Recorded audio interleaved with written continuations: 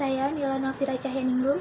Saya akan menyampaikan alasan saya mengapa saya lebih pro terhadap pembangunan industri daripada pembangunan pertanian. Saya lebih setuju terhadap pembangunan industri karena secara umum pembangunan industri memiliki tujuan yaitu meningkatkan jumlah lapangan pekerjaan, peningkatan jumlah nilai ekspor, pengembangan wilayah, serta memanfaatkan atau pengolahan sumber daya alam domestik.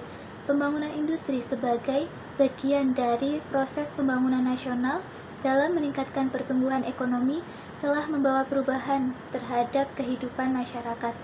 Perubahan tersebut meliputi dampak pembangunan industri terhadap sosial ekonomi masyarakat dan lingkungan sekitar industri. Dampak pembangunan industri terhadap aspek sosial ekonomi meliputi mata pencaharian penduduk yang awalnya dari sektor pertanian berubah dan beralih menjadi ke sektor industri dan perdagangan.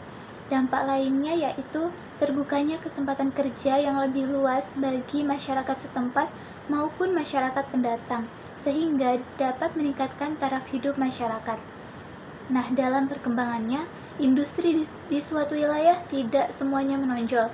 Ada yang lebih menonjol dibandingkan yang lainnya. Untuk itu, suatu wilayah harus lebih peka dalam menganalisis industri apa yang seharusnya dikembangkan.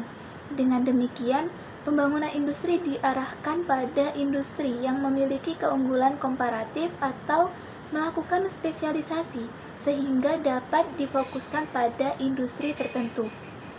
Selain itu, spesialisasi dapat meningkatkan perdagangan karena spesialisasi akan mengakibatkan surplus di suatu wilayah sehingga dapat diekspor ke wilayah yang lain yang kemudian akan menciptakan perdagangan antar wilayah.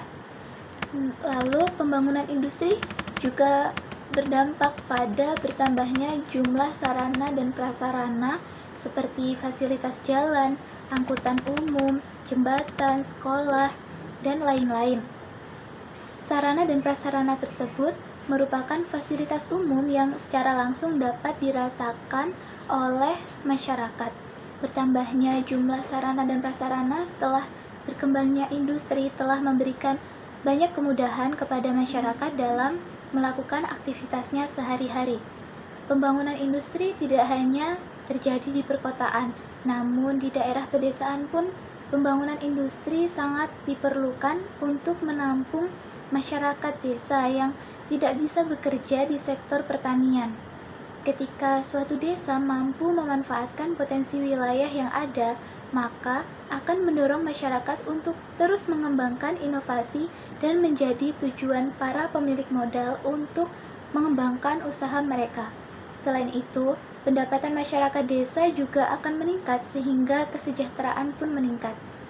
Apalagi di era seperti saat ini, dengan teknologi yang semakin maju, banyaknya lulusan sarjana atau orang-orang yang terpelajar, mereka merasa bahwa tidak mungkin terus-menerus mengandalkan ketersediaan lapangan pekerjaan yang disediakan oleh pemerintah.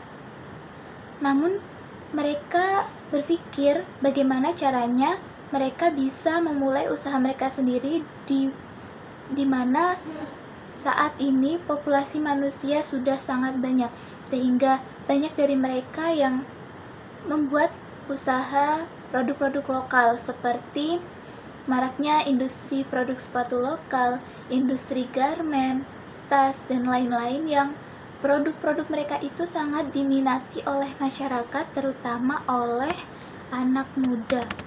Selain itu, sektor industri dirasa lebih cepat menghasilkan keuntungan dan tidak membutuhkan waktu yang lama, berbeda dengan sektor pertanian yang membutuhkan waktu lama untuk merasakan hasilnya.